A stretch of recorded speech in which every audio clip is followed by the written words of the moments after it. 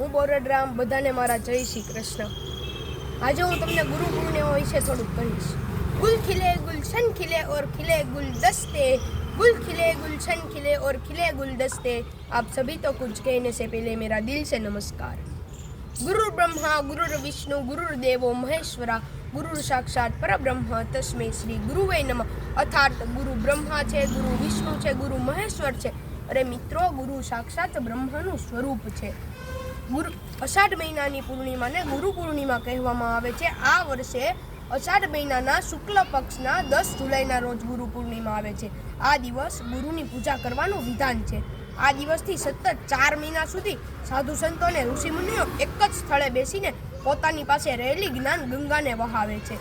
અને તેમનું કહેવું એવું છે કે આ સમયગાળો શ્રેષ્ઠ છે, કારણ કે આ સમયમાં વધુ ઠંડી પણ નથી પડતી, માટે અધ્યયન કરવાનો આ સૌથી શ્રેષ્ઠ સમયગાળો માનવામાં આવે છે।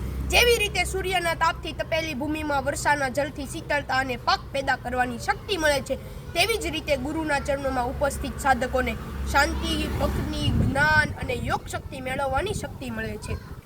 મિત્રો, શાસ્ત્રોમાં પણ ગુરુનો અર્થ ખૂબ જ સારો છે। શાસ્ત્રોમાં ગુરુનો અર્થ અજ્ઞાત અને અંધકારને દૂર કરનાર, સરળ શબ્દોમાં કહું તો અંધકાર અને અજ્ઞાતને દૂર કરીને જ્ઞાનરૂપી પ્રકાશ તરફ લઈ જનાર એટલે જ ગુરુ। ગુરુ શિષ્યનો સંબંધ સેતુ સમાન છે, પરંતુ આપણા પ્રથમ ગુરુ તો આપણા માતા પિતા હોય છે, પરંતુ ભાવિ જીવનનું નિર્માણ કરવા માટે તો ગુરુની જ જરૂર પડે છે। ઝાડ વિના પાન નહીં અને ગુરુ વિના જ્ઞાન નહીં। સ્વામી વિવેકાનંદ ત્યારે જ પરમાત્માને પામી શક્યા જ્યારે તેમને રામકૃષ્ણ પરમહંસના આશીર્વાદ મળ્યા। છત્રપતિ શિવાજીના જીવનમાં પણ સમર્થ રામદાસજીનો હંમેશા પ્રભાવ રહ્યો હતો।